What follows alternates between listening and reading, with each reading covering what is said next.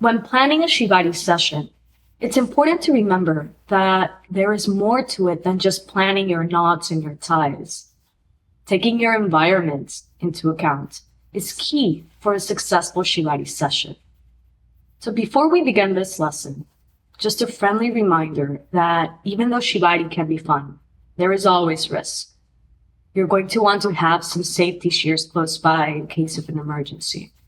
Your partner's safety must be your number one concern. In the next 5 lessons, we will go over basic areas for you to think about and plan before you begin tying. The first one is the room. When choosing the room, you need to think about the objective of your session. Is it an intimate session? Is it a performance? Is it a photo shoot? How many people will be involved?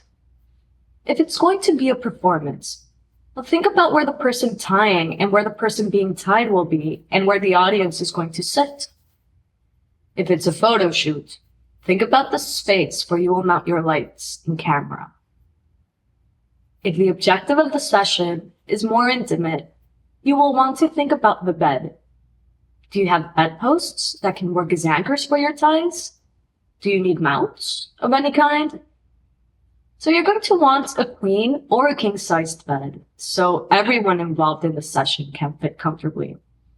That's just my recommendation. Really, any size bed will work.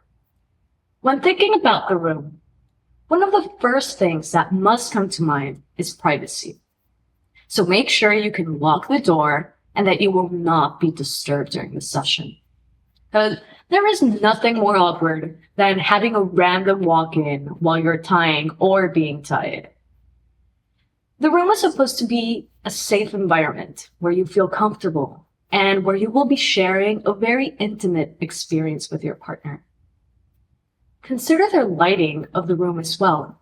So do you want it dimly lit or brightly lit? So start thinking about the atmosphere that you want to create for the session. Also, consider the temperature of the room. So it's important to keep the room at a comfortable temperature since a person being tied will likely be partially or fully undressed. And lastly, consider the floor space of the room. So Shibari involves movement, and sometimes the person being tied may need to be on the floor for certain ties. So make sure that there is enough space for both the person tying and the person being tied to move around comfortably. Remember, the room you choose sets a tone for your session.